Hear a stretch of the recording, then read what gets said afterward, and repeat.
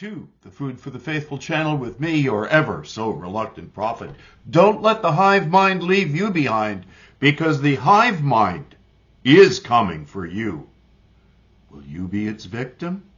Let's examine what the hive mind intends to do and how it will demand your compliance and conformity.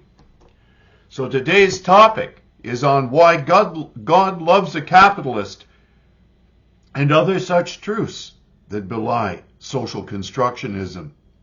In this age of believing we can be whatever we want to be, or better yet, feel that we are without offering substantiating evidence, you had better read this. In my last vodcast, I mentioned that I explain myself best when telling a story of which I have personal experience, rather than simply discussing issues in a detached and impersonal manner. I know you lefties love feelings, so herein I will share mine.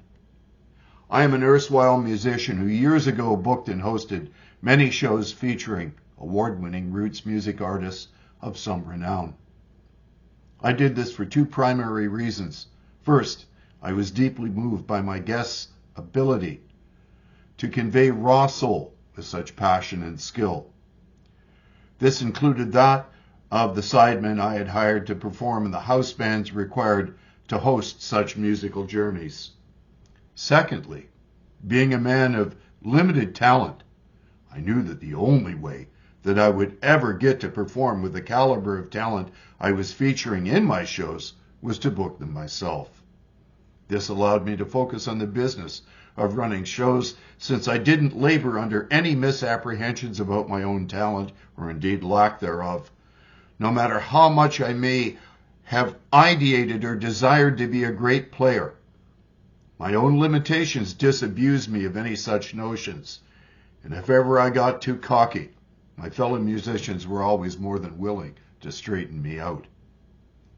I could wish that I were a Paul Butterfield or an Elvin Bishop, but that was not on the cards for me.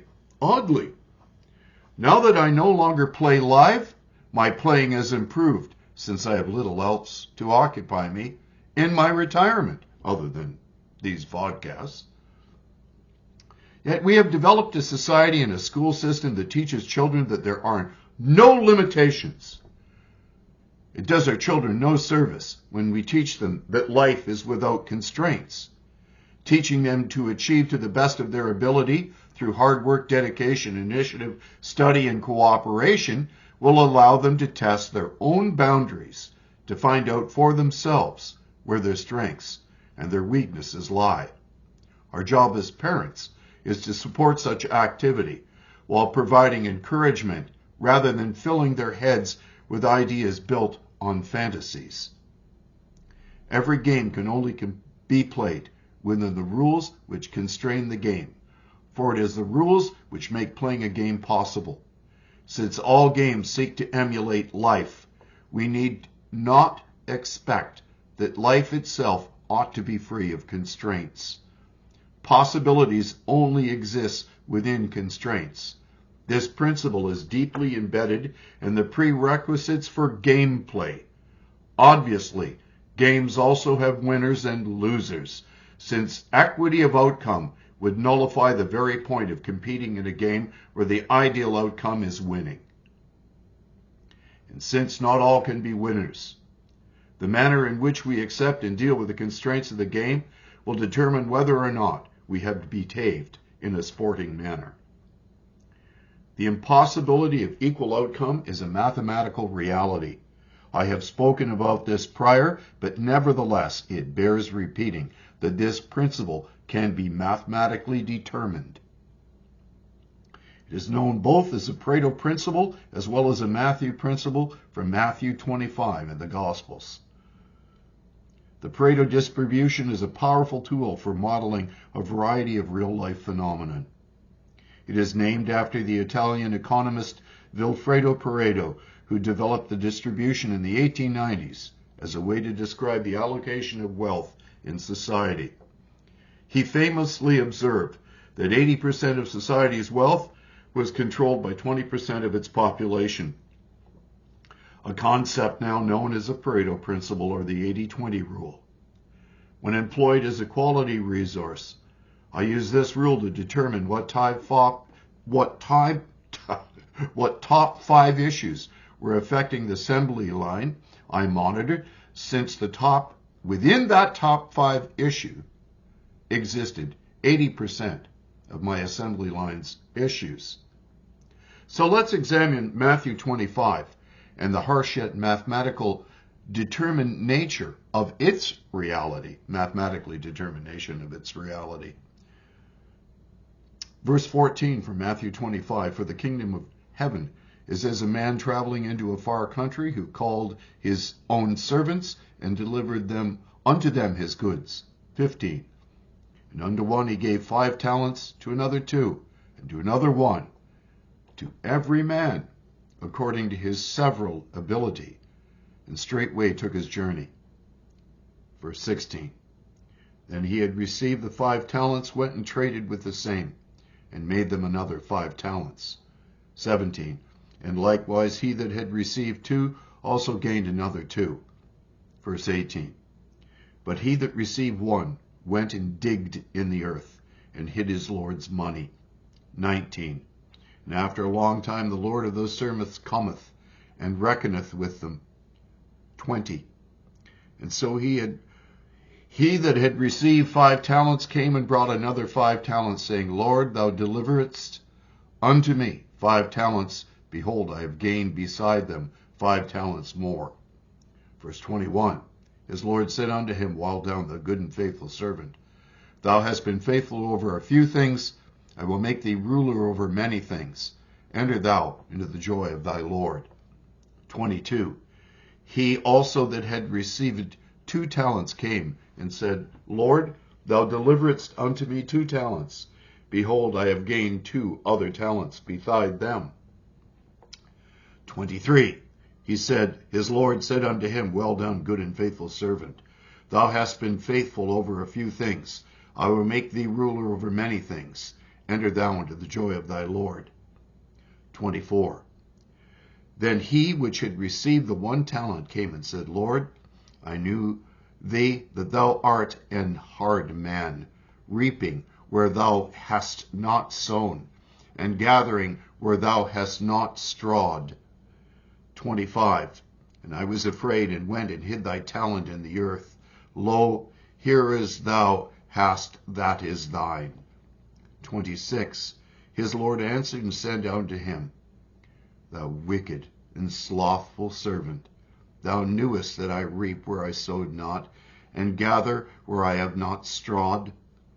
27, thou oughtest therefore to have put my money to the exchangers, and then at my coming I should have received my own with usury.